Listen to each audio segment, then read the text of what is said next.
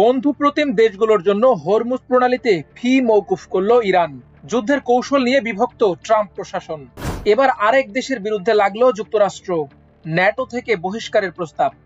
যুদ্ধবিরতির পরও দক্ষিণ লেবাননে ইসরায়েলের ধ্বংসযজ্ঞ অব্যাহত। তেহরানে ফের আকাশ প্রতিরক্ষা ব্যবস্থা সক্রিয় করেছে ইরান। ট্রাম্পের কটাক্ষের জবাব দিল ভারত। পাকিস্তানের সেনাবাহিনীর অভিযানে ভারত সমর্থিত 22 সন্ত্রাসী নিহত। সাংবাদিক ও ডাকসু নেতাদের ওপর হামলার ঘটনায় শিবিরের নিন্দা। ছাত্রদল সম্পাদকের দুঃখ প্রকাশ। কৌশলগতভাবে গুরুত্বপূর্ণ হরমুজ প্রণালী দিয়ে জাহাজ চলাচলের ক্ষেত্রে বন্ধুপ্রতিম দেশগুলোর জন্য মাশুল বা ফি মওকুফ করেছে ইরান। রাশিয়ার রাষ্ট্রীয় সংবাদ মাধ্যম রিয়া নভস্তির এক প্রতিবেদনে এ তথ্য জানানো হয়েছে। রাশিয়ায় নিযুক্ত ইরানের রাষ্ট্রদূত কাজেম জালালি সংবাদ সংস্থাটিকে বলেন, আমরা কিছু নির্দিষ্ট দেশের জন্য বিশেষ ছাড়ের ব্যবস্থা করেছি। ভবিষ্যতে কি হবে তা আমরা জানি না। রাষ্ট্রদূত আরো জানান, ইরানের পররাষ্ট্র মন্ত্রণালয় বর্তমানে বন্ধুপ্রতিম দেশগুলোর জন্য এই বিশেষ সুবিধা নিশ্চিত করার চেষ্টা করছে। এর একটি উদাহরণ হলো রাশিয়া।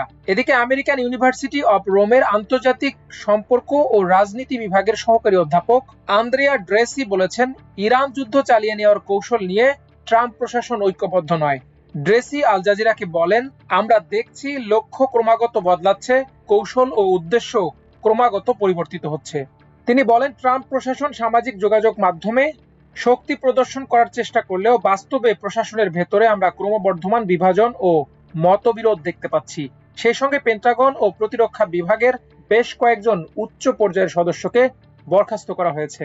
অধ্যাপক ড্রেসি বলেন, এই সব কিছু থেকে একটি বিষয় স্পষ্ট, আর তা হলো এই ধরনের সংঘাতের পরিণতি সম্পর্কে যুক্তরাষ্ট্র ও ইসরায়েলের হিসেবে ভুল ছিল অথবা কৌশলগত ভুল নীতির ওপর ভিত্তি করে এই যুদ্ধ শুরু হয়েছে।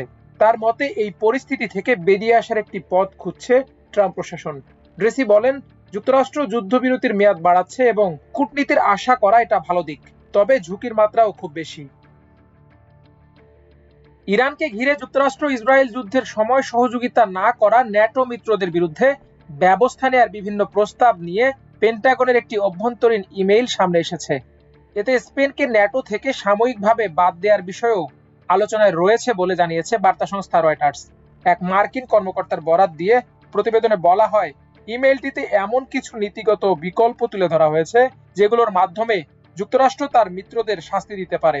বিশেষ করে যেসব দেশ ইরান যুদ্ধের সময় যুক্তরাষ্ট্রকে ঘাঁটি ব্যবহার, আকাশ পথে চলাচল বা অন্যান্য সহায়তা দিতে অনীহা বা অস্বীকৃতি জানিয়েছে, তাদের বিরুদ্ধে এই পদক্ষেপ বিবেচনা করা হচ্ছে।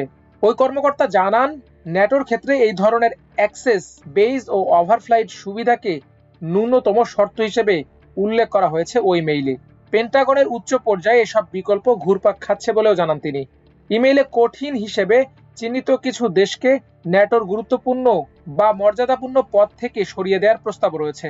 পাশাপাশি যুক্তরাজ্যের ফকল্যান্ড দ্বীপপুঞ্জের দাবির বিষয়ে যুক্তরাষ্ট্রের অবস্থান পুনর্বিবেচনার কথাও বলা হয়েছে। তবে প্রতিবেদনে উল্লেখ করা হয়, যুক্তরাষ্ট্র ন্যাটো থেকে বেরিয়ে যাওয়ার কোনো প্রস্তাব সেখানে নেই। একইভাবে ইউরোপে অবস্থিত মার্কিন সামরিক ঘাঁটি বন্ধ করার কথাও বলা হয়নি। লেবাননে যুদ্ধবিরতি কার্যকর হলেও এতে স্পষ্ট কোনো প্রতিশ্রুতি নেই। বিশেষ করে দক্ষিণাঞ্চলের গ্রামগুলোতে ঘরবাড়ি ধ্বংস বন্ধের বিষয়ে কিছু বলা হয়নি। যুদ্ধবিরতি শুরুর পরও ইসরায়েলি বাহিনী গ্রামগুলোতে অভিযান চালিয়ে ঘরবাড়ি গুড়িয়ে দিচ্ছে বলে অভিযোগ রয়েছে। পুরো এলাকা ধ্বংসস্তূপে পরিণত হচ্ছে। লেবাননের রাষ্ট্রদূত জানিয়েছেন, এই ধ্বংসযজ্ঞ বন্ধের জন্য তাদের পক্ষ থেকে অনুরোধ করা হয়েছিল, তবে তা মানা হয়নি। কাতার ভিত্তিক সংবাদ মাধ্যম আল জাজিরা জানায়, সীমান্তবর্তী এলাকার বাসিন্দাদের মধ্যে আতঙ্ক বাড়ছে। অনেকেই আশঙ্কা করছেন তারা হয়তো আর কখনো নিজেদের ঘরে ফিরতে পারবে না। স্থানীয়দের ভাষ্য, তাদের ঘর বাড়ি এখনো আছে কিনা তা নিয়ে অনিশ্চয়তা তৈরি হয়েছে। সামাজিক মাধ্যমে ছড়িয়ে পড়া ভিডিওতেও পুরো গ্রাম ধ্বংস হয়ে যাওয়ার চিত্র দেখা গেছে। সাম্প্রতিক বৈঠকগুলোতে শান্তি ও চুক্তির কথা বলা হলেও সুনির্দিষ্ট অগ্রগতির ইঙ্গিত মেলেনি। সেখানে হিজবুল্লাহকে শান্তির পথে প্রধান বাধা হিসেবে উল্লেখ করা হয়েছে। এতে লেবাননের ভেতরে মতবিরোধ আরো তীব্র হচ্ছে, কারণ দেশটির সবাই ইসরায়েলের সঙ্গে সরাসরি শান্তি আলোচনার পক্ষে নয়। এদিকে ইরানের রাজধানী তেহরানের আকাশে শত্রু লক্ষ্যবস্তু শনাক্ত হওয়ার পর গতকাল বৃহস্পতিবার শহরের বিভিন্ন অংশে আকাশ প্রতিরক্ষা ব্যবস্থা সক্রিয় করা হয়েছে। ইরানের রাষ্ট্রীয় সংবাদ মাধ্যমগুলো জানিয়েছে, আকাশে সন্দেহভাজন কিছু লক্ষ্যবস্তু প্রতিহত করার চেষ্টা করা হয়েছে। ইরানের মেহের নিউজ এজেন্সি জানায়, রাজধানীর আকাশে প্রতিরক্ষা ব্যবস্থাগুলো লক্ষ্যবস্তু লক্ষ্য করে কাজ শুরু করে। পাশাপাশি নূর নিউজও নিশ্চিত করেছে যে শহরের বেশ কয়েকটি স্থানে প্রতিরক্ষা ব্যাটারিগুলো সক্রিয় করা হয়েছে।